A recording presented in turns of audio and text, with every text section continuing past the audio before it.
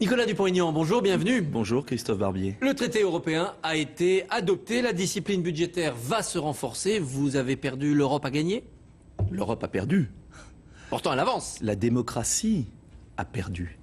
Quand vous pensez que les députés de la nation qui ont reçu du peuple français le mandat de voter le budget, de l'élaborer, de le contrôler, ont abandonné le pouvoir du peuple pour le transférer, non pas au Parlement européen, à une commission de Bruxelles non élue qui, de surcroît, se trompe depuis 20 ans. Les élus de la nation se trompent depuis 40 ans en faisant des déficits et de la dette. Écoutez, les élus de la nation doivent être responsabilisés. Et je ne vois pas en quoi on ne peut pas être bon gestionnaire et on serait obligé de transférer à des gens non élus qui, de surcroît, sont en train de précipiter l'Europe dans la pire récession depuis la crise de 29.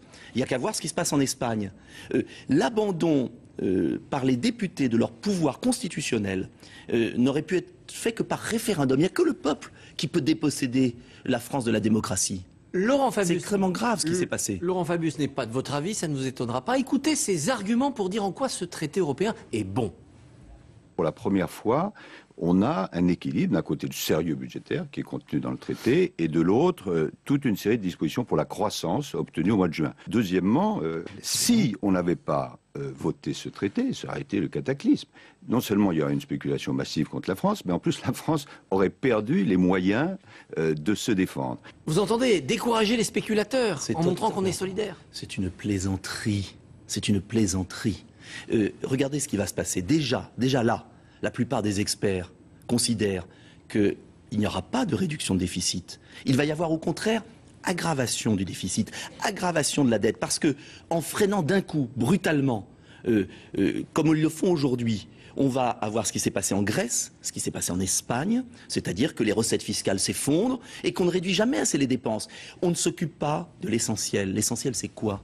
C'est la création de richesses, c'est la compétitivité des entreprises, c'est la capacité à exporter. Or, ils ne traitent pas la cause du problème. Il y a rien de l'argent débloqué. Il n'y a rien du tout, mais c'est une plaisanterie. Il y a un coup de frein massif dans tous les pays d'Europe qui aboutit à un drame en Espagne, qui sera le même en France. Et on est exactement en train de faire ce qui a échoué à chaque fois quand on fait une déflation brutale. Il faut bien gérer. Mais au nom de quoi faudrait-il se déposséder du pouvoir pour bien gérer? C'est absurde, complètement absurde. Vous avez comparé hier les 70 environ députés qui ont voté contre ce texte aux 80 députés qui avaient refusé les pleins pouvoirs à Pétain. Est-ce que c'est pas abusif? Il n'y a pas de nazis à Bruxelles, il n'y a pas d'armée dans nos rues. C'est encore pire parce que ça veut dire que les députés abandonnent le pouvoir du peuple alors qu'il n'y a aucune contrainte. Ce que j'ai voulu dire, j'ai dit que ce n'était pas de même importance, bien sûr, mais j'ai dit que c'était de même nature, que les représentants de la nation n'ont pas le droit d'abandonner le pouvoir du peuple. C'est tout. Alors on va devenir quoi à l'Assemblée nationale? On a abandonné la monnaie.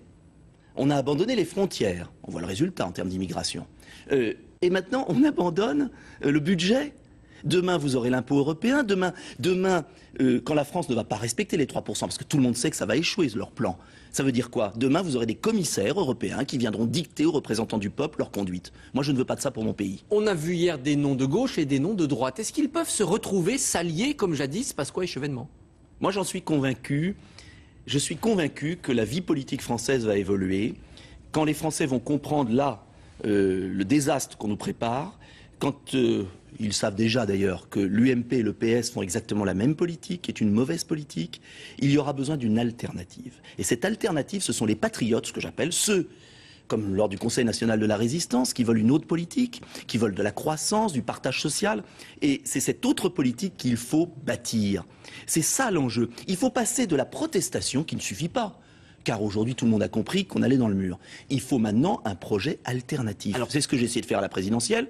C'est ce que je vais continuer à faire. On a vu hier plus de députés UMP que prévu voter. Oui. Non, vous ne seriez pas mieux, vous, à l'intérieur de l'UMP, pour porter vos idées dans un grand parti? Je ne suis pas contorsionniste. Monsieur Barbier, l'UMP a signé tous les traités qui nous mettent dans le mur. L'UMP défend cette Europe-là qui n'a rien à voir avec la belle Europe qu'il faut construire. Donc moi, je suis cohérent. Et au contraire, vous verrez qu'il y aura des parlementaires UMP.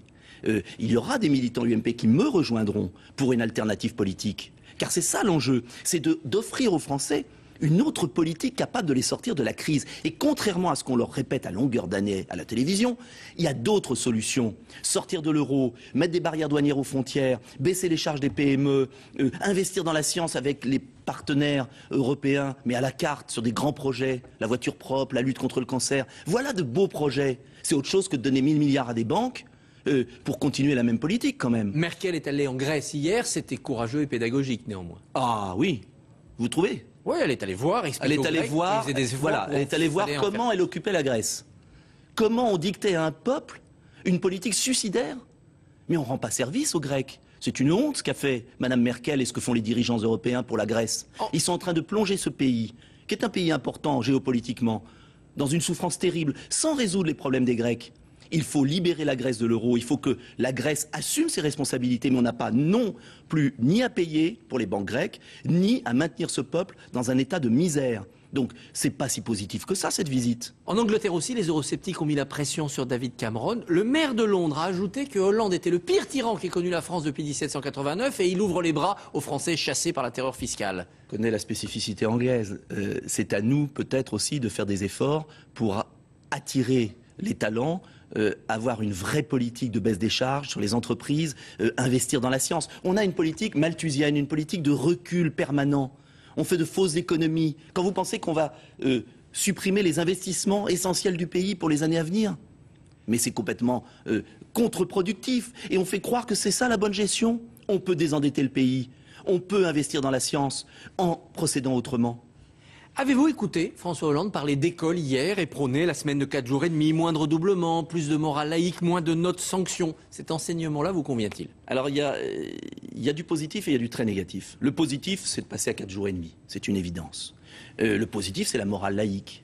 Mais ce qui est très négatif, c'est qu'il y a les vieilles lunes des pédagogistes qui gouvernent l'école publique depuis 25 ans, qui ont abouti au désastre du niveau scolaire, au fait d'ailleurs qu'il y a une inégalité de plus en plus forte entre les enfants qui ont des parents qui peuvent leur apprendre à la maison et les autres. Et quand j'entends dire pas de redoublement, quasiment pas de notes, des petits groupes de travail, quand on sait que c'est cette mentalité qui a détruit l'école publique depuis 20 ans, je dis danger. C'est bien de recruter de nouveaux enseignants. Moi, j'étais contre les suppressions de postes dans l'enseignement, parce que c'est l'investissement pour l'avenir. Mais encore faut-il qu'on apprenne aux enfants. Encore faut-il rétablir le mérite, l'effort. On est très loin de tout ça. Avez-vous peur de l'islamisme et des cellules dormantes? On en a trouvé à Cannes, il y en a peut-être ailleurs, dans l'Essonne, chez vous? Bien sûr que c'est un échec terrible de la République. Parce que la République s'est couchée devant les intégristes, les fanatiques. La République a abandonné le terrain. Et ce faisant, elle nuit aux Français qui sont de confession musulmane et qui, pour l'essentiel, veulent pratiquer leur foi comme les catholiques ou comme les juifs. Donc il faut tout reprendre. C'est-à-dire, il faut restructurer totalement l'islam de France. Et il faut que l'État s'en mêle. Dominique Strauss-Kahn parle, il demande qu'on le laisse tranquille. Est-ce que vous avez de la compassion, de la solidarité avec lui? Je n'ai rien à dire.